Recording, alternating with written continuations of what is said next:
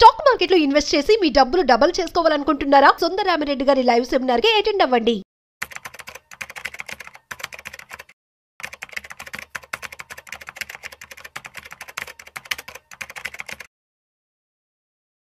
నమస్తే, welcome to Suman TV. నేను విష్ణు. ప్రస్తుతంతో పాటు ప్రముఖ స్టాక్ మార్కెట్ అనలిస్ట్ సుందరరామిరెడ్డి గారు ఉన్నారు. సార్తో మాట్లాడదాం. సార్ నమస్తే. సార్ నమస్తే సార్. సుందరరామిరెడ్డి గారు, బంగారం వెండి ధరలు ఆల్ టైమ్ రికార్డు సార్. ఒక్కసారి రిటైల్ మార్కెట్ అంటే షోరూమ్ ప్రైసెస్ ఎలా ఉన్నాయో చూద్దాము. 24 క్యారెట్స్ 10 గ్రామ్స్ విషయానికి వస్తే 1,18,000 రూపాయల నుంచి 1,20,000 రూపాయల వరకు పలుకుతుంది. 22 క్యారెట్స్ అంటే మనం ఆర్నమెంట్ వేసుకునే 10 గ్రామ్స్ విషయానికి వస్తే 1,06,000, 7,000, 8,000 దగ్గర, ఇంక్లూడింగ్ 3% జిఎస్టీ. వెండి విషయానికి వస్తే సార్ 1,40,000 రూపాయలు అక్షరాల. ఏంటి సార్ అంటే ఎందుకంటారు ఇంత పెద్ద ఎత్తున బంగారం ధరలు విపరీతంగా పెరిగిపోతున్నాయి? దీపావళి కూడా రాబోతోంది. ఈ లెక్కను చూస్తే వెండి దీపావళి నాటికి 1,50,000 అయిపోద్దేమో అనిపిస్తుంది. అండ్ గోల్డ్ విషయానికి వస్తే 1,25,000 దాకా వెళ్ళిపోద్దేమో అనిపిస్తుంది. ఎందుకంటారు ఇంతలా బంగారం ధరలు పెరుగుతున్నాయి? Gold charts all time high breakout అయినప్పుడు అందరు తెలుసండి గోల్డ్ ఎందుకంత మూవ్ అవుద్దని. బట్ అందరూ 10% ప్లస్ చేశారు తప్ప ఈ రేంజ్ లో బ్లాస్ట్ అవుతుందని ఎవరికి తెలియదు అనమాట. ఈ సంవత్సరం the biggest returns belongs to gold అండి, 50%. And last 2 years literally 100%. Last 8 years లో అండ్ 7 times నిఫ్టీని బీట్ చేసింది. నిఫ్టీ 500 బీట్ చేసింది. ఓకే, అది కూడా బిగ్ మార్జిన్ తో ఈ సంవత్సరం బీట్ చేసింది నిఫ్టీని. చరిత్రలో ఫస్ట్ టైం అనమాట ఇంత పెద్ద మార్జిన్ తోటి. అందుకని గోల్డ్ రాను అవుతుందంటే ఎక్కువ రిటర్న్స్ ఇస్తుంది. కాకపోతే ఇది ఫ్యూచర్లో కంటిన్యూ అవుతుందా లేదనేది ఇది క్వశ్చనబుల్ అనమాట. ఎందుకంటే గోల్డ్కి ఇలాంటి సైక్లికల్ నేచర్ ఉంది.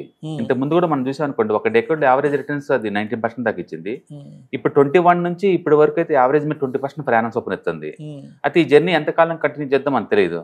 బట్ ఒకసారి గోల్డ్ పెరగడం ఆగింది అనుకోండి, లిటరల్లీ ఒక 5 to 10 years లిటరల్లీ మళ్ళీ ఫ్లాట్ రిటర్న్స్కి వెళ్ళిపోద్ది. ఆ సైక్లికల్ నేచర్ గోల్డ్ కి ఉంది బై డిఫాల్ట్. చాలా మంది ఈక్విటీ ఒకటే అనుకుంటారు. ఈక్విటీ కాదండి, ఈవెన్ గోల్డ్ కూడా టూ మచ్ రన్ అయినప్పుడు అంతే ఆగిపోద్ది అనమాట. కాబట్టి ఈసారి ఈ బులిష్నెస్ ఎంత దూరం పోద్దో మనం చెప్పడం కష్టం. ఎందుకంటే సెంట్రల్ బ్యాంక్స్ ఇన్వాల్వ్ అయినాయి ఈసారి. ఇప్పుడు కొత్తగా ఏం జరుగుతుందంటే, డాలర్ ఉంచుకునే బదులు గోల్డ్ ఉంచుకుంటే మనకి ఇయర్లీ ఎంతకంత అప్రిషియేట్ అవుతుంది కదా అని చెప్పేసి ఆలోచించే బ్యాంకర్స్ ఎక్కువైపోయారు. అంటే చైనా వాళ్ళు కావచ్చు, ఇంతకుముందు అన్ని బ్రిక్ కంట్రీసే కొంటున్నాయి. ఈ మధ్యకాలంలో ఈవెన్ వెస్టర్న్ కంట్రీస్లో ఉన్న సెంట్రల్ బ్యాంక్స్ కూడా డాలర్ తగ్గించుకొని డాలర్ బదులు గోల్డ్ని స్టోర్ చేస్తుంది. ఎందుకంటే గోల్డ్ ఇలా పెడితే రేపటికల్లా 1% వస్తుంది. అదే అంత ఈజీ అయిపోయింది గోల్డ్లో ఇన్వెస్ట్ చేస్తే మనీ రావటం అనేది. అందుకని సెంట్రల్ బ్యాంక్స్ చాలా వరకు కూడా గోల్డ్ స్టోరేజ్ కొనటం వల్ల వచ్చిన మూవ్ అనమాట ఇది. ఓకే, సో ఎంతకాలం కంటిన్యూ అవుద్దంటే దీనికి చార్ట్స్ ఒకసారి బ్రేక్అవుట్ అయితే ఇంకా పోతూనే ఉంటాయండి. అవి ఇంత దూరం చెప్పలేము అంటే స్వింగ్ హై కన్ఫర్మ్ అయితే తప్ప గోల్డ్ ఆగిద్దని అనుకోవట్లేదు. బట్ నేను అనుకుంది అంటే 1,10,000 దాకా ఆగిద్దేమో అనుకుంటున్నాను. అది చూస్తా 1,18,000 దాకా చాలా పెద్ద మూవ్. అండ్ పబ్లిక్ కూడా ఆలోచిస్తున్నారు, అచ్చం ఈక్విటీలో పెట్టే బదులు మల్టీ అసెట్ అలొకేషన్ ఫండ్ లో పెడితే ఇప్పుడు ఎందుకంటే గోల్డ్ ఆ రేంజ్ లో చూడలేదు కదా, అంటే ముందు రోజులు ఇంకెక్కడ దాకా వద్దు అని మల్టీ అసెట్ అలొకేషన్ ఫండ్ లో పెడితే పోలేదు అన్నట్టు చూస్తున్నారు అనమాట. But excellent move. కానీ ఏం సార్ వెండి ఏంటి సార్ మరి 1,40,000 రూపాయలు? అసలు అర్థం కావట్లా. దీపావళి కూడా ఇంకొక హార్డ్లీ ఒక 20 days లో ఉంది. అంటే అటు ఇటుగా దీపావళికి 10,000 పెరిగి 150కి వెళ్ళిపోద్దేమో అనిపిస్తుంది. దివాళీ కంపేర్ చేసినప్పుడు 4 years నుంచి బీట్ చేస్తుంది Nifty 500 gold. Diwali to Diwali లెక్కేసుకుంటూ పోతుంటే లాస్ట్ 4 years నిజంగా స్వర్ణయుగం అండి.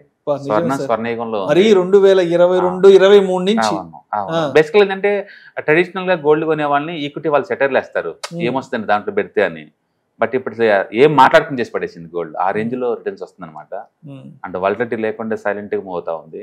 బట్ సెంట్రల్ బ్యాంక్ సపోర్ట్ ఉంది కాబట్టి గోల్డ్ ట్రెండ్ కంటిన్యూ అవుతుందని మనం అనుకోవచ్చు. అయితే ఇంతని మనం టార్గెట్ చెప్పలేం, కానీ గోల్డ్ హవ్ అయితే నడుస్తూ ఉంటుంది. బట్ గోల్డ్ ఒకసారి ఆగింది అంటే మాత్రం అది కూడా మళ్ళీ ఆ టైం కరెక్షన్కి వెళ్ళే ఛాన్స్ ఎక్కువ ఉంది. ప్రస్తుతానికైతే మాత్రం చార్ట్స్ అన్ని చాలా స్ట్రాంగ్ గా ఉంది అండ్ కీప్ ఆన్ మూవింగ్ అనమాట. 2 రోజులు మూవ్ అయితే 1 రోజు రెస్ట్ తీసుకుంటుంది, 4 రోజులు మూవ్ అయితే 1 రోజు రెస్ట్ తీసుకుంటుంది. మొత్తం అయితే పాజిటివ్ బస్ మీద వెళ్తున్నాయి. సో సిల్వర్ అండ్ గోల్డ్ రెండు కూడా మార్నింగ్ అయిందంటే అది +1 లో కనపడుతుంది, అంతే. అంతగా పెరుగుతుంది, అది వరల్డ్ వైడ్ పెరుగుతుంది. సార్ ఒక 3-4 years బ్యాక్ మీరు నేను చాలా గోల్డ్ వీడియోస్ చేసాను. 2022-23 ఆ టైంలో. ఎందుకంటే మన కాంబినేషన్ ఆల్మోస్ట్ 2021 స్టార్ట్ అయింది.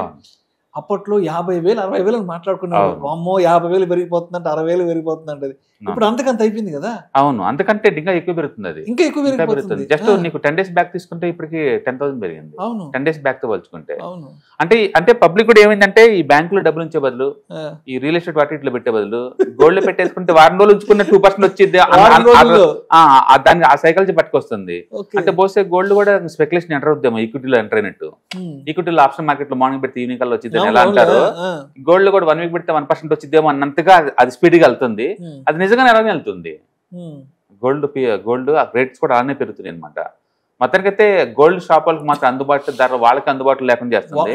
వాళ్ళు కూడా భయపడేస్తారు జరుగుతుంది. కాబట్టి ముందు రోజుల్లో ఫెస్టివల్ సీజన్ అప్పుడు గోల్డ్ కొంటే కష్టమే.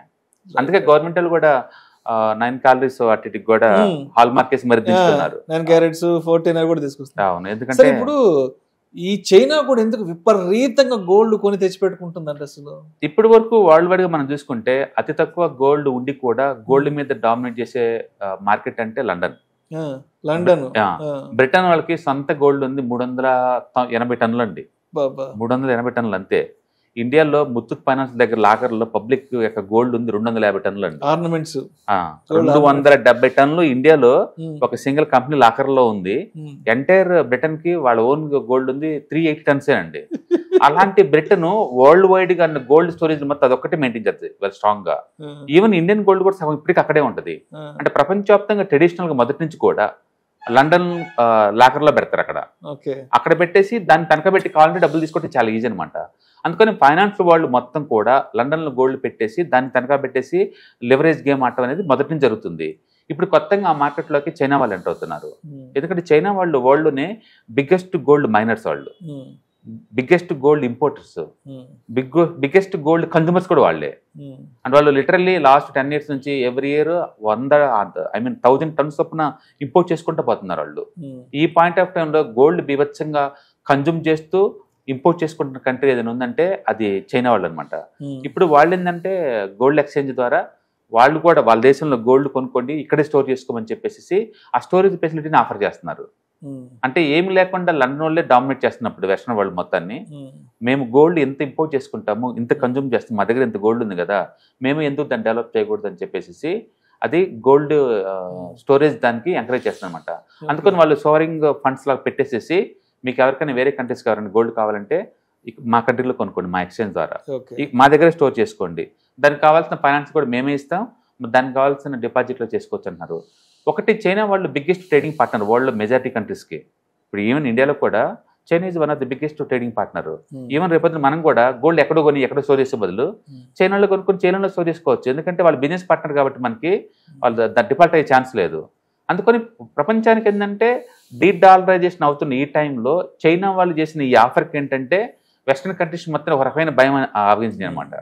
ఇంకా ఫ్యూచర్లో ముందు రోజుల్లో ట్రెడిషనల్గా ఉండే స్విట్జర్లాండ్ కావచ్చు లేకపోతే లండన్ కావచ్చు గోల్డెన్ హబ్కి ఉండిపోవచ్చు.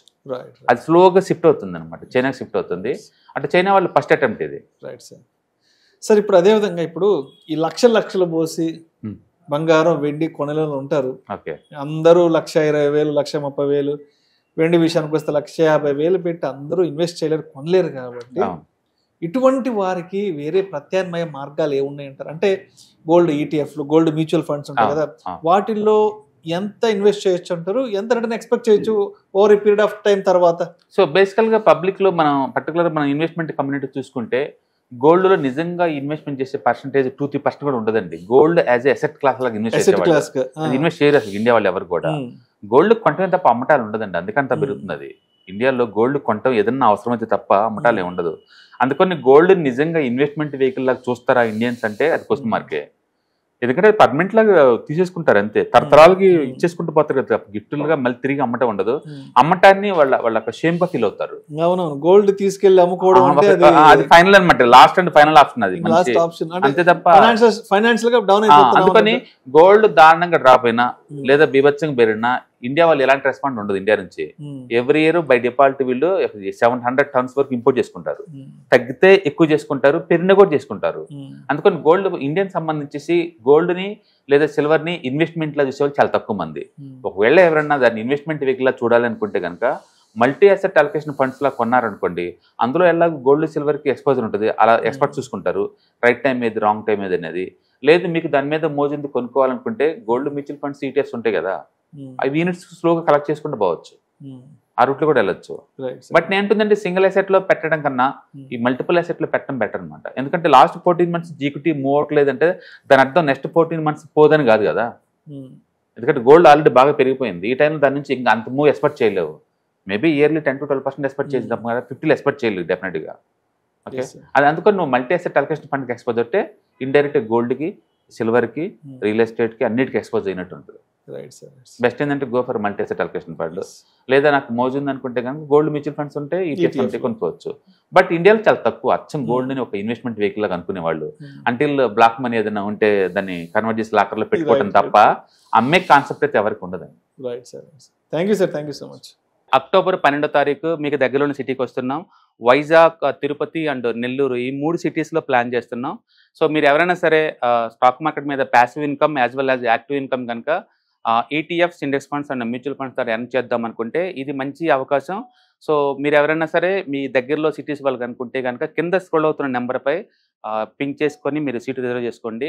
సో ఇంతకుముందుతో పోల్చుకుంటే ఏంటి, ఇంతకుముందు మనం ఓన్లీ ఆన్లైన్లో తీసుకునే వాళ్ళం, ఇప్పుడు దాంతో పోల్చుకుంటే ఇది క్లాస్ రూమ్ ఎన్విరాన్మెంట్లో అనమాట. సో 1-to-1 ఇంటరాక్షన్ ఉంటుంది కాబట్టి మోర్ ఎఫెక్టివ్గా ఉంటుంది. కాబట్టి ఎవరికైనా ఇంట్రెస్ట్ ఉంటే ఈ 3 అసెట్ క్లాసులు నేర్చుకుందామని కింద స్క్రోల్ అవుతున్న నెంబర్పై పింక్ చేయండి. Thank you. హాయ్, స్టాక్ మార్కెట్లో వాలటిలిటీకి దూరంగా ఉంటున్నారా? పోర్ట్ఫోలియోస్ అన్నీ కూడా రెడ్లో ఉండి బ్లీడ్ అవుతున్నాయా? అంటే స్టాక్ మార్కెట్లో ఉండి సస్టైనబిలిటీ ఉన్న బిజినెస్ మోడల్ లాగా, లేదా స్టాక్ మార్కెట్ లాంగ్ టర్మ్లో మంచి వెల్త్ క్రియేట్ చేసుకునేలాగా ప్లానింగ్స్ ఏమైనా ఉన్నాయా? అయితే అలాంటి వాళ్ళ కోసం ఈ ప్రోగ్రామ్ అండి, ETFs, index funds and mutual funds. మా స్టాక్ మార్కెట్లో ఉండి కూడా సెక్యూర్ వేలో మనీ మేక్ చేసుకునే పద్ధతి ఏదైనా ఉందంటే రిటైలర్స్కి ఈ 3 అనమాట. దీంట్లో కాంప్రహెన్సివ్గా మీకు ట్రైనింగ్ అండ్ గైడెన్స్ జరుగుతుంది. అండ్ వీకెండ్స్లో జరిగే ఈ ప్రోగ్రాంలో అటెండ్ అవడం ద్వారా ETFs, index funds and mutual ఫండ్స్లో మీ నాలెడ్జ్ పెంచుకోండి. మీ పోర్ట్ఫోలియో మీరే మెయింటైన్ చేయడం ద్వారా ఇయర్లీ యావరేజ్ మీద 20 to 30% మనీ మేక్ చేసుకోండి. All the best. Thank you.